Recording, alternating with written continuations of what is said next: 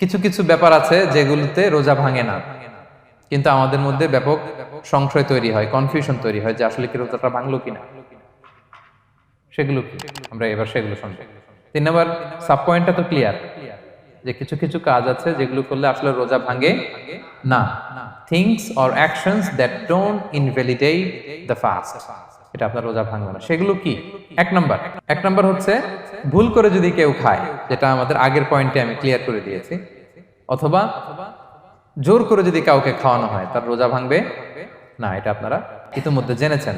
একটা হাদিস শুনে সহিহ বুখারী, রাসূল সাল্লাল্লাহু আলাইহি ওয়াসাল্লাম বলেছেন, মান নাসিয়া ওয়া হুয়া সাইম ফাআকালা আও শারিবা, রোজা অবস্থায় কেউ যদি ভুল করে খেয়ে ফেলে, ফালিউতিম্মা সাওমা, সেজন্য তার রোজা পূর্ণ করে, তার রোজা ভেঙে গেছে মনে করে সেজন্য খাওয়া শুরু না করে, সেজন্য রোজা পূর্ণ করে। কারণ ফাইন্নামা আতআমাহুল্লাহু ওয়া সাকা, কারণ আল্লাহই তাকে খাইয়েছে, আল্লাহই তাকে পান করিয়েছে।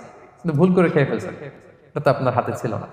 তাহলে ভুল করে খেলে তার রোজা ভাঙবে না, কাজা কাফারা কিছুই লাগবে না, জাস্ট ইউ কন্টিনিউ ইউ সিয়াম। ওকে। 2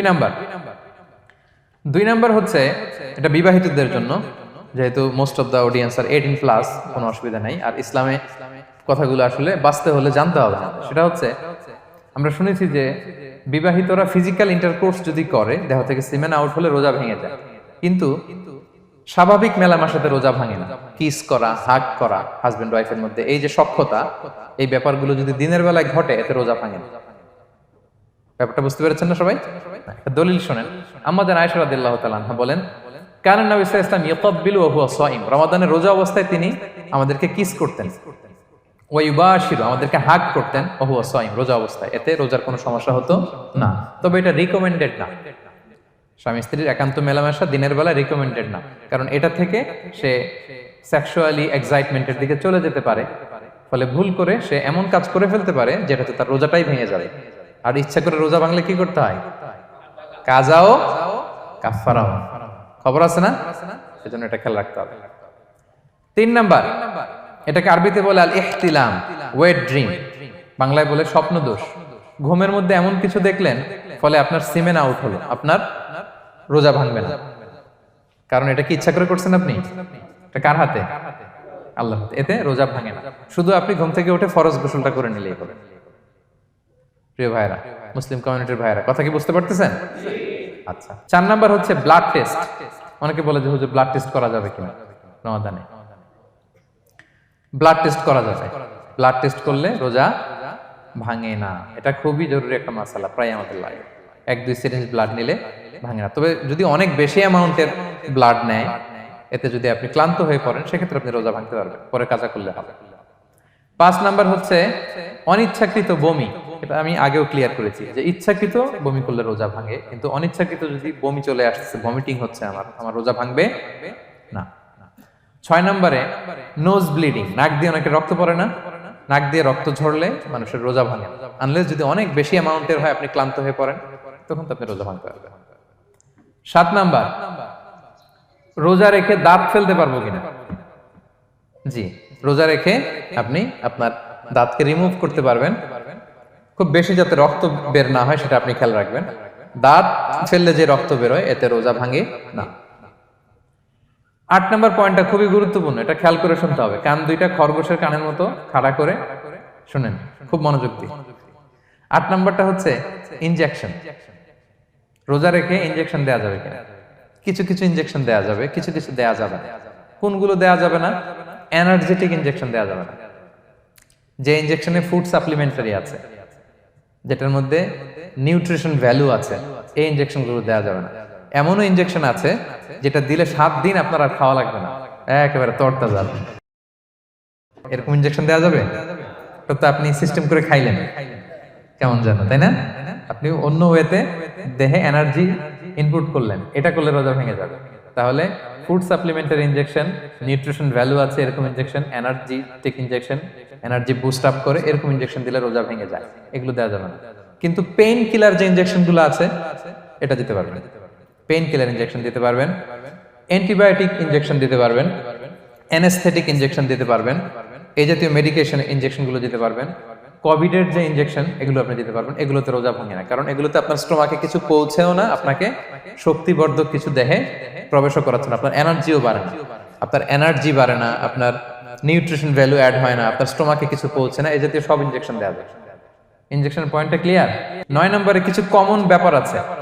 এই কমন জিনিসগুলো আমাদের মনের মধ্যে প্রায় প্রশ্ন জাগে যে এগুলো করা যাবে কি যাবে না, এগুলো ক্লিয়ার করি। এর মধ্যে 1 নম্বর হচ্ছে টুথপেস্ট। রোজা রেখে টুথপেস্ট দিয়ে ব্রাশ করা যাবে কিনা, বলেন যাবে কি যাবে না? যাবে, কে কে হাত তোলেন তো দেখি। হ্যাঁ, মাত্র 1 জন, 2 জন, 3 জন, 4 জন, 5 জন, 6 জন, দল ভারী হচ্ছে আস্তে আস্তে। হ্যাঁ, টুথপেস্ট দিয়ে ব্রাশ করা যাবে কি যাবে না? যাবে মাত্র 5 জন। আর যাবে না কয়জন দেখি? যাবে না, অনেকে যাবে না, অনেকে হাত তুলে নাই, ভাবছে কোন জায়গায় হাত তুলে কোন বিপদে পড়ি। চুপচাপ দেখি যে কোনটা জিতে। যাবে না?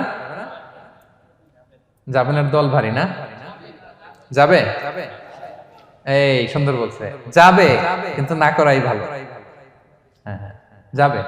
টুথপেস্ট দিয়ে ব্রাশ করলে রোজা ভাঙে না, তবে যদি খুব স্ট্রং টুথপেস্ট হয় এগুলো ব্যবহার না করা ভালো। দিনের বেলায় মেসওয়াক করা ভালো। হ্যাঁ, মেসওয়াক করলে ওইটা সবচেয়ে সেফ।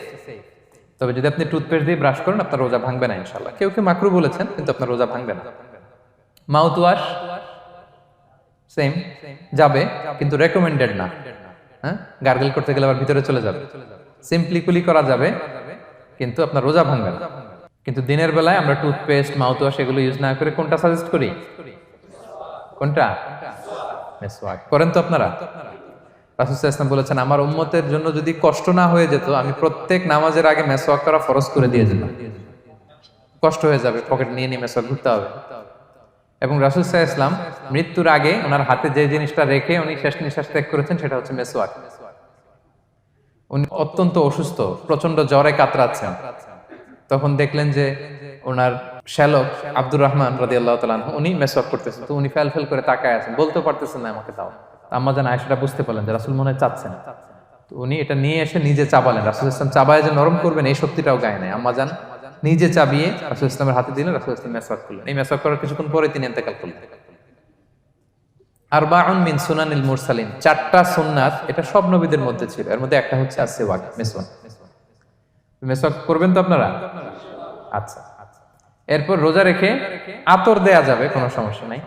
পারফিউম দেয়া যাবে, সমস্যা নেই।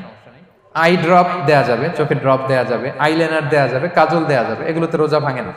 এরপরে ডায়াবেটিক পেশেন্ট যারা আছে তারা ইনসুলিন দিতে পারবেন, এত রোজা ভাঙে না। এটা আমাদের লাগে না, আমাদের অনেক মুরব্বীদের দিতে হয়, আমাদের আব্বা আম্মাদের।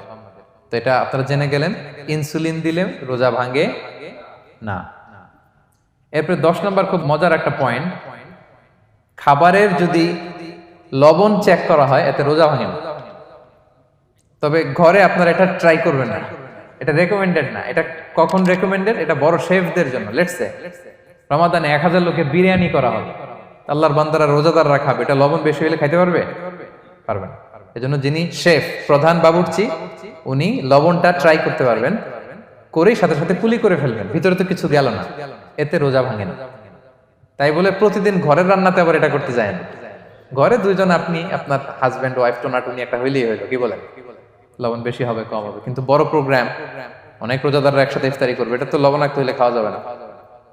তো সেক্ষেত্রে শেফ যদি জাস্ট জিব্বা দিয়ে লবণটা একটু ট্রাই করে নেয় যে অ্যাড করতে হবে না, ঠিক আছে, সাথে সাথে কুলি করে ফেলে, রোজা ভাঙবে না। দলিল কি?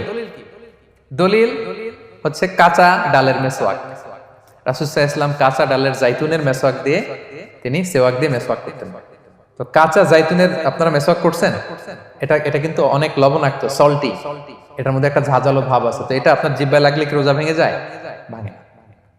এবং আপনি যদি সমুদ্র অঞ্চলে সফর করেন, সমুদ্রে লেটস সে 1 মাসের, আমাদের এই যে বাংলাদেশে তো এখন এই কি বলে প্রায় 7 লক্ষ টাকা করে দিছে আমাদের হাজিদের জন্য, হজ করতে হলে প্রায় 7 লক্ষ টাকা লাগবে। তো এরকম ঘোষণাও দেখলাম যে নেক্সট ইয়ার থেকে সমুদ্র পথে যাওয়া যাবে কম খরচে। তো কেউ যদি এমন হয় সমুদ্রের সফরে দীর্ঘ সময়, আপনি ওযু করবেন কি দিয়ে? সাগরের পানি দিয়ে। তো সাগরের পানি কেমন? সাগরের পানি দিয়ে আপনার কুলি করতে হবে না? মাছ মজা করবেন না? তা আপনার কি রমজানে যদি কুলি করেন আপনার রোজা ভেঙে যাবে? না, ভাঙবে না। তো এ থেকে স্কলাররা দলিল নিয়েছেন যে এরকম জরুরি প্রয়োজন হলে আপনি খাবারের স্বাদটা লবণটা দেখতে পারবেন, সাথে সাথে কুলি করে ফেলবেন, এতে আপনার রোজা ভাঙবে না ইনশাআল্লাহ বিইজনিল্লাহ। অনেকে প্রশ্ন করে এনজিওগ্রাম করা যাবে কিনা। এনজিওগ্রাম এগুলো করা যায়, এই যে হার্টের পেশেন্টদের জন্য এখান থেকে একটা এই ক্যাথেটার ঢুকায়, যদি এটার মধ্যে ওষুধ লাগানো থাকে তো এটা হার্টের দিকে যায়, এটা স্টোমাকে যায় না, এগুলো করা যাবে। তাহলে এই বিষয়গুলো অলমোস্ট মুত্তাফাক আলাই, মানে সর্বসম্মতিক্রমে এতে আপনার রোজা ভাঙবে না ইনশাআল্লাহ বিইজনিল্লাহ। এই পয়েন্টটা ক্লিয়ার না? ক্লিয়ার। এবার কিছু ডিসপিউটেড মাসআলা আছে, মানে যেগুলোর ব্যাপারে ইখতিলাফ আছে, কোন কোন স্কলারদের মধ্যে ভাঙবে ভাঙবে না, এটা আমি একটু ক্লিয়ার করি। এর মধ্যে এক নম্বর হচ্ছে ইনহেলার। অ্যাজমার পেশেন্ট যারা আছে, অ্যাজমা অনেকের দেয়া লাগে না ইনহেলার। ইনহেলার যদি পাফার ইনহেলার হয়, পাফার ইনহেলার যেটা দিয়ে শুধু বাতাস যায়, অক্সিজেন যায়, এটা রোজা ভাঙে না। এটা কি করে না? রোজা ভাঙে না। পাফার ইনহেলার যেটাতে অক্সিজেন পাস করে, রোজা ভাঙবে না। কিন্তু যদি ভ্যাপোরাইজেশন হয়, অথবা একটা আছে DPI, dry powder inhaler, punch করলে একটা পাউডার সহ ভিতরে যায়, অ্যাজমাটা কমায় দেয়, ওই পাউডার দিয়ে করলে কিন্তু রোজা ভেঙে যাবে। ভ্যাপোরাইজেশন হলে বা ডিপিআই ইনহেলার হলে আপনার রোজা ভেঙে যাবে। ইনহেলার ক্লিয়ার তো সবার কাছে? আচ্ছা, এরপরে যাই সামনে। সাপোসিটরি বুঝেন তো না? ডুশ বলে, প্রচন্ড জ্বর কমে না, তখন ডাক্তার বলে যে পায়ু পথে অ্যানাল পিল বলে এগুলাকে, পায়ু পথে এটাকে ইনপুট দিতে হয়। এই সাপোসিটরি এটা একটা ডিসপিউটেড মাসালা। হানাফি স্কুল অফ থটে রোজা ভেঙে যায়। আমরা যেহেতু বেশিরভাগ হানাফি স্কুল ফলো করি, হানাফি মাযহাব, তো আমরা এটাই সাজেস্ট করি সাপোসিটরি না দেওয়া। তবে অন্যান্য স্কলারদের মতে রোজা ভাঙবে না, বিশেষ করে ইবনে তাইমিয়া আলাইহি রাহমার মতে রোজা ভাঙবে না। এখানে প্রসঙ্গ যেটা হচ্ছে, সাপোসিটরি সাধারণত দিতে হয় ইমার্জেন্সি পিরিয়ডে। কি বলেন? জ্বর আর কমে না, কঠিন অবস্থা, তো ওই অবস্থায় তো রোজা এমনি ভাঙা যায়। প্রচন্ড অসুস্থ হলে ভাঙা যায় না রোজা? ভাঙা যায়। তো আপনি রোজা ভাঙবেন, পরে কাজা করে ফেলবেন, সাপোসিটরি দিবেন, অসুবিধা নেই। আচ্ছা, এয়ার ড্রপ, কানের যে ড্রপ আছে, এটার মডার্ন স্কলারদের মতে, যে ফিক একাডেমি গুলো আছে, এদের মতে রোজা ভাঙবে না, কিন্তু হানাফি স্কলারদের মতে রোজা ভেঙে যাবে। তো আমরা সাজেস্ট করি এটা আপনি না দেন, আগে পরে দেন। 3 নাম্বার, হার্টের পেশেন্টদের একটা ওষুধ দিতে হয়, এটাকে নাইট্রোগ্লিসারিন ট্যাবলেট বলে, জিহ্বার নিচে দেয়, দেওয়ার সাথে সাথে বডি এটা অ্যাবজর্ব করে ফেলে, ওষুধটা আর থাকে না জিহ্বার নিচে। জিহ্বার নিচে এটাকে প্লেস করলে সাথে সাথে এটা বডি অ্যাবজর্ব করে, এখানে আবার পাম্প শুরু হয়ে যায়। তো হার্ট অ্যাটাক করলে এটা দেয়। আধুনিক যে ফিক একাডেমি গুলো আছে তাদের মতে রোজা ভাঙবে না, কিন্তু হানাফি স্কুল অফ থটে তাদের মতে যেহেতু সম্ভাবনা আছে কিছু চলে যেতে পারে, যদিও যায় না, হানাফি মাযহাব হচ্ছে খুব ইহতিয়াত অবলম্বন করে, অত্যন্ত বেশি সাবধানতা অবলম্বন করে। কিন্তু মডার্ন ফিক একাডেমি গুলো তাদের মতে হার্ট পেশেন্টদের জন্য এই নাইট্রোগ্লিসারিন ট্যাবলেট যদি জিহ্বার নিচে রাখেন তাতে রোজা ভাঙবে না। হিজামা, কাপিং, হিজামা চিনেন তো? হ্যাঁ, হিজামা করছেন কেউ এখানে? আপনি করছেন, আর কেউ? অনেকে করছে দেখি মাশাআল্লাহ। এটা এখন অনেক পপুলার হচ্ছে, রাসূল সাল্লাল্লাহু আলাইহি ওয়াসাল্লাম কিন্তু করতেন। এখন দেখবেন যে অনেক বড় বড় সেলিব্রিটিরা, অ্যাথলেটরাও করে। এরকম কাপিং এর টিউব আছে, পিঠে একটু কেটে ওটাকে লাগায় দেয়, আস্তে করে এই রক্তগুলো বের করে ফেলে, ব্যথা ট্যাথা, পেইন টেন এগুলো কমে যায়। এখন কিন্তু এটার অনেক প্রচলন বেড়েছে। হানাফি স্কুল অফ থটে হিজামাতে রোজা ভাঙে না, অন্যান্য স্কুল অফ থটে ভাঙে। তো হিজামা তো ইমার্জেন্সি কিছু না, আমার দিনের বেলায় কেন রমজান মাসে হিজামা করা লাগবে, আমি ইফতারের পরে হিজামা করলাম। আচ্ছা, ব্লাড ডোনেশন করলে রোজা ভাঙবে কিনা? এক ব্যাগ যে রক্ত নেয়, ভাঙবে কিনা? হাম্বালি মাযহাব অনুযায়ী ভেঙে যায়, হানাফি মাযহাব অনুযায়ী ভাঙে না। আমরা হানাফি স্কুল ফলো করি, সো আপনি ব্লাড ডোনেট করতে পারবেন, ভাঙবে না। তবে অনেক ব্লাড ডোনেট করার কারণে যদি আপনি অসুস্থ হয়ে যান, দুর্বল, ওই অসুস্থতার কারণে আপনি ভাঙতে পারবেন। তবে এটা রেকমেন্ডেড, যদি ব্লাডের কারণে মুমূর্ষু রোগীর জীবন যায় অবস্থা, তখন অবশ্যই আপনি ব্লাড ডোনেশন করবেন, যাতে করে একজন মুমূর্ষু রোগী জীবন ফিরে পায়। তো এই পয়েন্টটা তো ক্লিয়ার না সবার? তো এই ছিল সম্মানিত সুধী কিছু মৌলিক বিষয় যেগুলো করলে আমাদের